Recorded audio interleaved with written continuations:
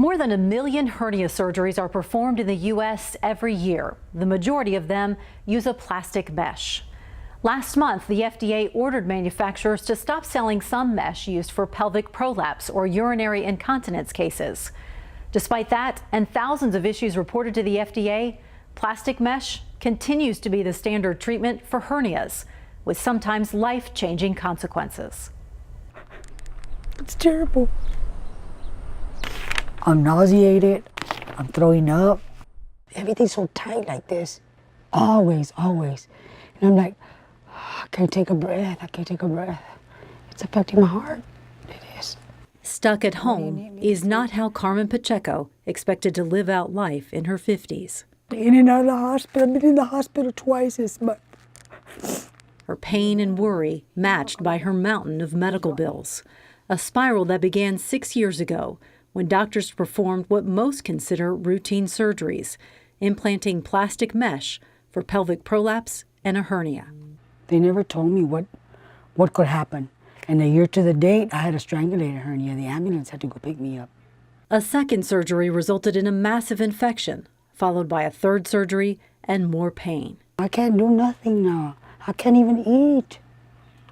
I've seen a lot of the plaintiffs that have a lifetime of injuries as a result, a lifetime of additional surgeries in pursuit of repairing the damage that's been done.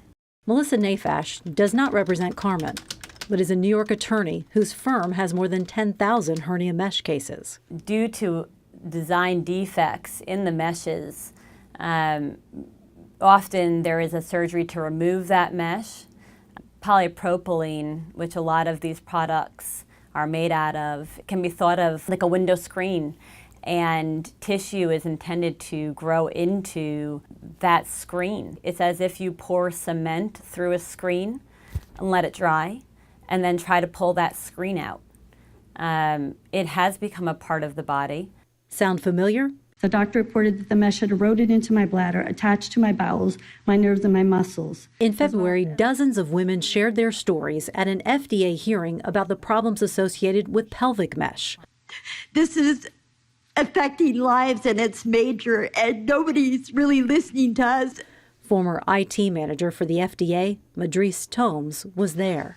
And I wanted to present data on all types of mesh, but they only wanted to see it for stress urinary incontinence or pelvic organ prolapse. Tomes left the FDA and started Device Events LLC, which runs a website that makes information about problems with medical devices easy to find and understand. I did a search on hernia mesh, and I found 25,000 adverse event reports to the FDA, and over 200 of those reports were deaths. Last month, the FDA ordered manufacturers to stop selling some pelvic mesh, yet made no mention of hernia mesh. They really need to be looking, what are all the other devices that are just like this? So how did we get here?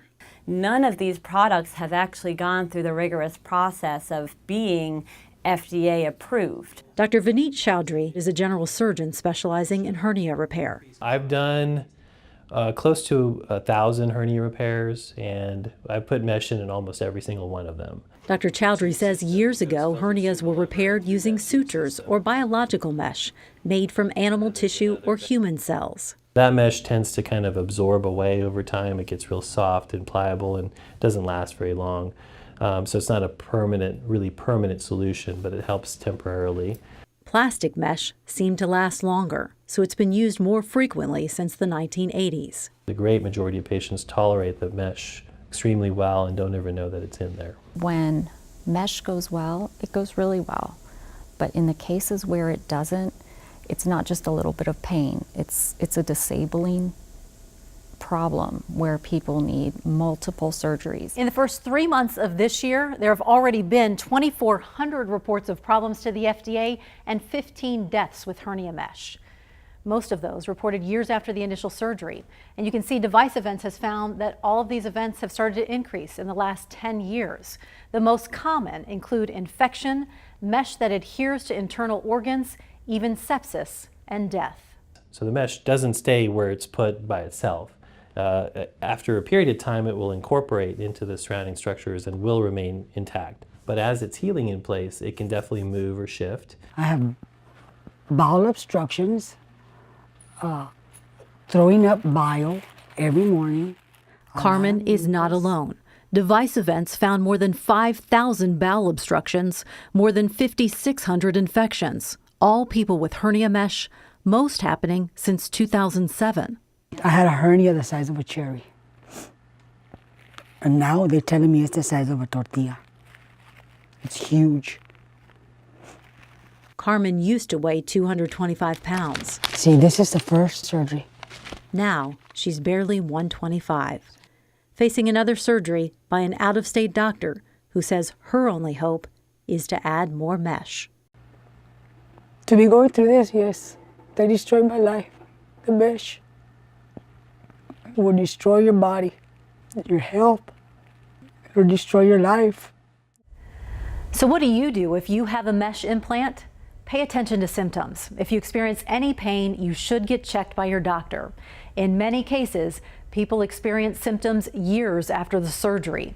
And if you do have an issue, report it to the FDA. It's important when you search the FDA, realize you may not see all of those reported problems. More on that next week. For The Defenders, I'm Terry Gruca.